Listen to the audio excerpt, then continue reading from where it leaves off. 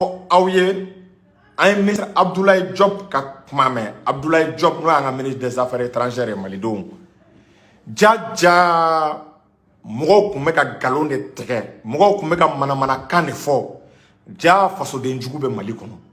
Nango faso de njugu be Mali kono. Iba abe digi dow la, abe dow toro me wallahi faso de njugu be. Dow willa ka tamanta, ka jemeta, ka tegere fo. Comme Mali Ivoire sera sous mene, qu'on non seulement kamu mene tienga, ko wakame ka boltuni, quand on est sera sous mene, kame ka bolka demander ko ka médiation ke. O te dore médiation kora de kasiki ka faut demander. C'est comme ina foye wara ta kuma ka klaka sira wara yen. O be ka ke ina fo Côte d'Ivoire sera sous menele ko on sirana ko ka klaka bolika mo wele ko lu kana médiation ke, quand sirana ko mo ka médiation ke, quand yere de taram mo wele ku kana kuma ani Côte d'Ivoire chelala ama basiki ka foma de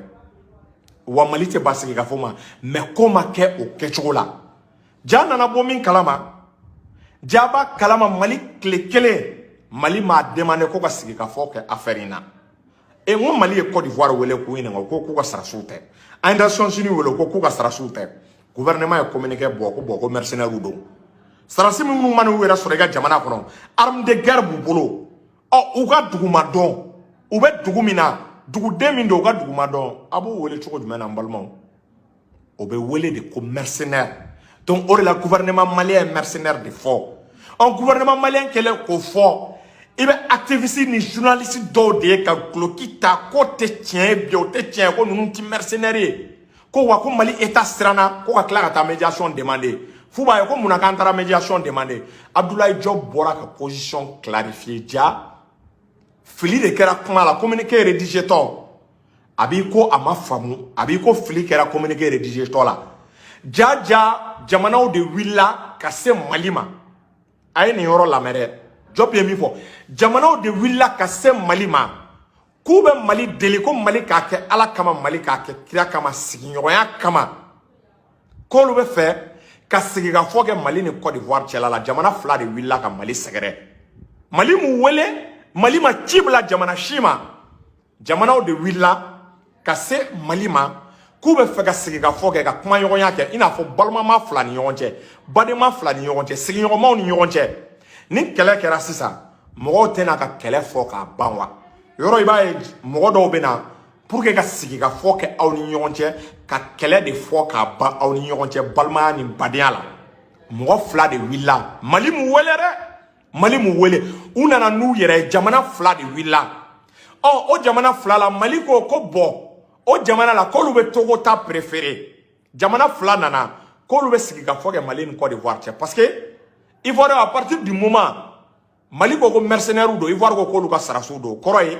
kabri Ivoire ba fo ku ka sarasu do au Corée, Ivoire est fin d'utiliser n'abe forme droit international la protection diplomatique. Au Corée, Ivoire est kobo Mali ni sarasi nunu tchela la reka koke Mali contre Ivoire. Ivoire autorité est kolana Mali contre Ivoire ni konana Mali contre Ivoire. Abado au kobe est réglé par la voie de la diplomatie. Au kobe est réglé par la voie du mode des règlements pacifiques des différents. Il n'a faut dire charia ou ya faut chogomna. Konin gela dona jamana flani yonje ka be régler ni sigiga fode o sigiga fo système bade ne be médiation à technique doye négociation à technique doye bon office ni be technique de mode de règlement pacifique des différents mega kuma min fo droit international do maga o ba doni mega tien fo ni taka tien fo donc à notre grande surprise dia faso den jugo be katanga état to tien na fo ka ke iko asimi ne dimina o be katake iko asimi ko de Alassane wele esia famu ko ka jamana do bla médiation o be ka take ko Mali kuma shulula iko kan soldat ivoirien o mene ka kla ka sira ko Mali de médiateur do wele ko kana jamali ma médiateur wele jam médiateur flare bulla ka se Mali ma dugu flare nana ku be fe ku dado Mali ka kele Mali ni Ivoire ka kele la u nana kuma Mali de fe parce que bingera Mali de kan esia famu bingera Mali de kan soldat o be Mali ka jamana de konnala donc olu nana kana Mali deli a jamana flala Mali ko jamana kelengi dabo ala ku be togo ta jamana flala Mali ko ku be togo de préféré muna Mali ko ku be togo préféré Mali ka crise la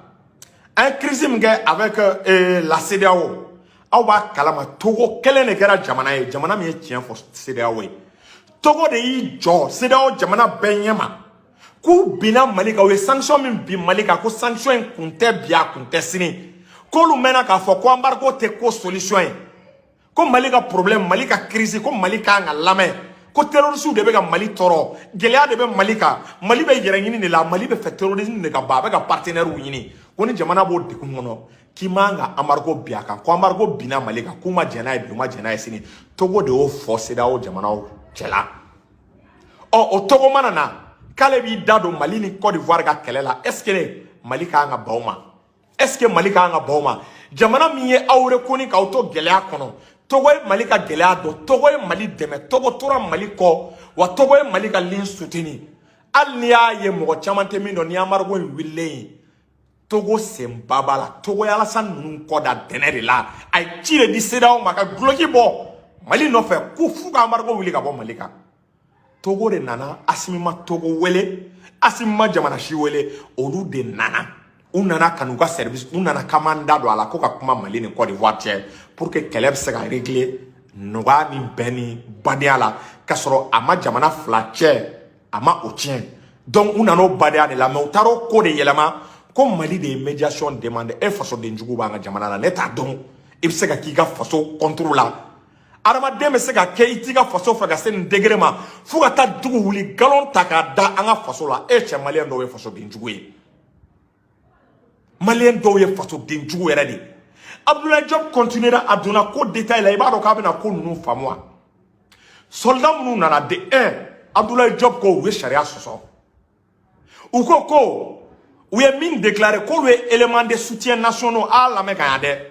ou ko we sarasi munu ye olu ye sarasi dafala on nana kana Ivoire contingent ne demain Ivoire ga sarasi munu me municipal la aw ba do Ivoire ga sarasi do be mofti ou ka sarasi do be Tombouctou donc ku nana Ivoire ka sarasi ka contingent ku nana kana olu de demain munu me mofti munu me sevare ku nana kana olu de demain mais ko Mali kunta kalama ko Ivoire contingent do ko mena déployer Mali aéroport yere la Mali ko ko lu kunto kalama ay janfay wo ko sarasi jarmi mena ay ni lamega ade ou ko sarasi qualité min ka ngana Mali kono ko sarasi qualité min ka ngana Mali kono aba kalama kuka élément de soutien ou quoi élément national de soutien aba do kanga ke sarasi sugu jumaya mogo munu de me chidi amisenuna ku de mo ka minantawla ku de mo ka dunintawla a jate mene afora ko sarasi munu kanga na o sarasi duntalaw munu mu de me chidi amisenuna munu mu de me bara amisenuna minanogo ko tasa ko finingo ko lu de kanga na mais aw be se ka famu nchugo de ko commando spécial ou de bena afora ko sarasi fegamanu de bena mogo munu mena chidi amisenu nge uni marama fentena u dan ka demeli ke mena nogo tolu warakaw so joli est-ce qu'il y a fam fini passer le sarasi ka chidi amisenu u ka mena entretien ko sarasi ka ngana ula mais oluma blakana de we sarasi jolon sarasi keleke jolon sarasi keleke munu na chekele me saka cheke me faga no force spéciale et unité d'élite ou nana de e ku nganga ta Tombouctou ou bien mopti au matin unana kana yango aéroport la aw ni ala chame aw yininga ni mseka ke jamana jumen kono ne be aw yininga de ni me ke jamana jumen kono ko jamana be ne sarasi num blakata jamana jumen me so ni sarasu nana jige ka jamana kono ni condition na kebo sarasu blakata here ni badena kasoro imu yininga kasoro ma sege lege ore la Mali e umene Mali ko kiri be tege ko be kiri ka boloka olu tunu dado ala uma ban négociation ma al ni négociation mege kiri be ke par exemple infraction mege ni kiri a jatemine ka ye ko infraction be donc kiri be se ku condamner ou bien kiri be se ku nobla no kera donc ni négociation mege Mali be se ku di ou bien ni kiri ou kiri ka ou condamner Mali be se ka asimim se ka décret bo ka ou gracier ou ka nou be bla donc ka ira Mali ni Côte d'Ivoire ka badena chela la ne be décret ta ka nou gracier ou bien kiri soit kiri ba laje ni kiri mu noye kiri fena bo bla olam Mali bu labla o bebe jate négociation cadre kono mais faut justice kateme ne justice klala ga barala parce que blale justice ka bologa asimin se ga intervenir ni yorola job se ga intervenir ni fen kele me se ga blale justice ka bologa pour que ga kiri boama o de foni loi d'amnistie tara foni gouvernement tara loi d'amnistie demandé CNT ka loi d'amnistie ta ivoirien munu 49 personnes munu nu mena langa jamana kan ka loi d'amnistie ta ku kana kiri o fana be se ka ke o sharia no ma ke oni sharia sigale mu la sharia bu juger nous jugera o la asimi se ka grâce ke ni kobla la kiri ka bolo kan dron gouvernement se ka intervenir tuguni ni kobla la kiri ka bolo ka gouvernement se ka agir gouvernement fanga be doga gouvernement be to kiri ko parce que séparation des pouvoirs ou fanga au cla ou fanga au séparé est-ce que vous voyez donc il va ka fo kobe au niveau de là donc on est fait un rumeur do phénomène tient de wa tiente a rumeur akma kon ngana comme mandat d'arrêt international ko mandat d'arrêt mo chamanga est-ce qu'il y a famu comme mandat d'arrêt mo chamanga mandat d'arrêt international ko o dara mo chamanga mali politicien chama ko mandat d'arrêt international dara uka c'est-à-dire aya mais tient de wa tiente wa c'est-à-dire au kuma de keleme ga bololom nebi Abdul Nyang no yan confrère do aye oluka pashika ka ye mali pashi ba chamanga ko est-ce que comme mandat d'arrêt international mada mali politicien do temena ka mali géré ko est-ce que sikama kala mandat d'arrêt ka da oluka a partager ay ker bla yente o be ka vidéo signalé yente do be ka tête de mort blanc.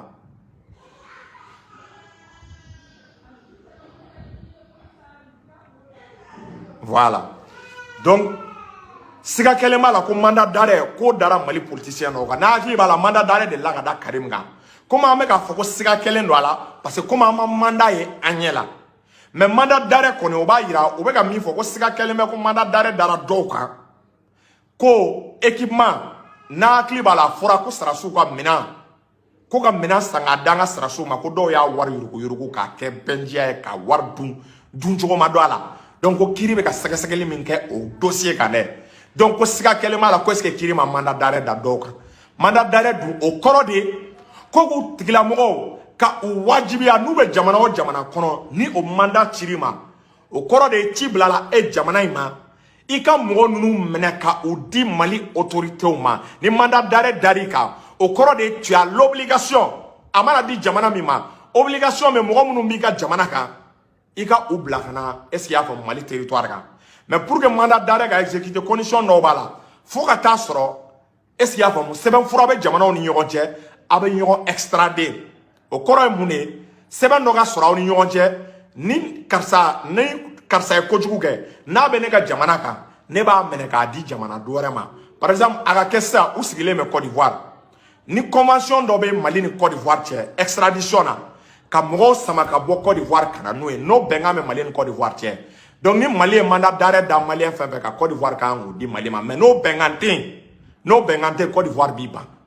bon andu ma do mandat d'arrêt exécution souvent amano Karim Keita mandat d'arrêt kundara oka ame wakati mna madala na sera ka exécuter parce que ama Karim Seleya Karim masse en folo donc on va ira ka fo mandat d'arrêt à condition mano mais quel on me na dara ik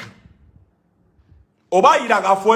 justice yi wele ima songana justice ka wele la main parce que sinon justice me mo convoquer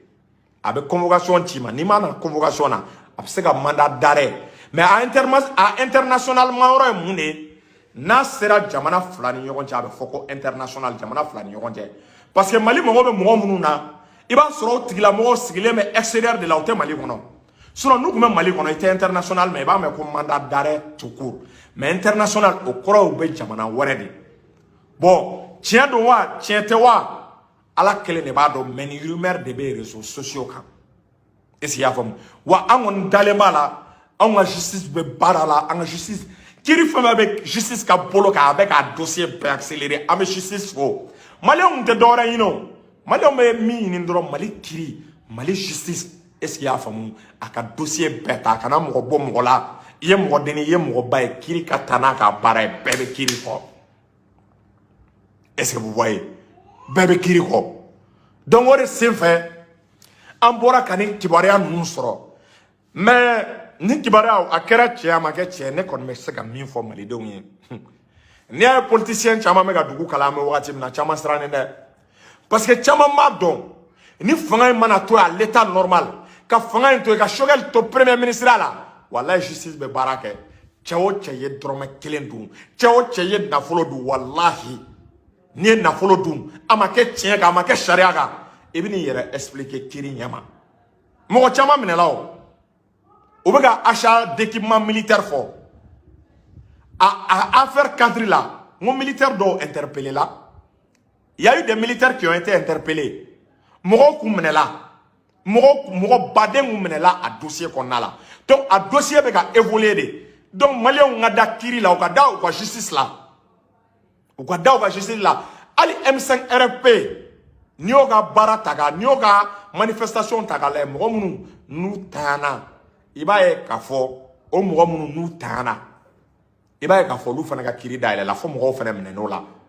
n'a hakili b'a la forçat commandant ninnu bɛɛ interpellé la au cadre de kɔnɔna la n'a hakili b'a la i b'a ye k'a fɔ minɛliw bɛ ka kɛ arrestation bɛ ka kɛ hali affaire wɛrɛw la n'a hakili b'a la Musa Jawara ninnu bɛɛ delila ka interpellé o b'a yira kiri i ye mɔgɔba ye o i ye mɔgɔ denni ye o i k'i jija dɔrɔn i kana sariya sɔsɔ i nɔ kana ye duncogo jugu a la sinon i bɛ wele k'i dama ɲininka donc weleli bɛ ka kɛ ka dama ɲininkali kɛ o baaraw bɛ senna an b'a fɔ ko bravo à la justice a b'a dɔn ko politicien caman bɛ siran nin yan politicien caman bɛ mankan ci la u bɛ mankan fu ci la walayi u bɛ siran kiri de ɲɛ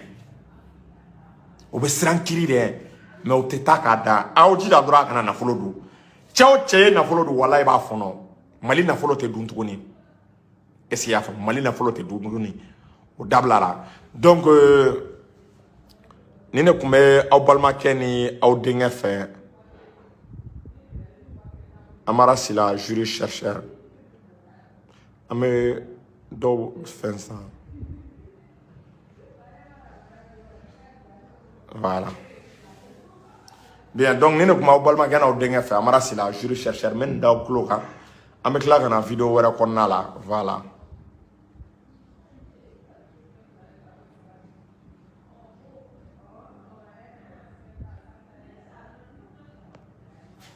Voilà.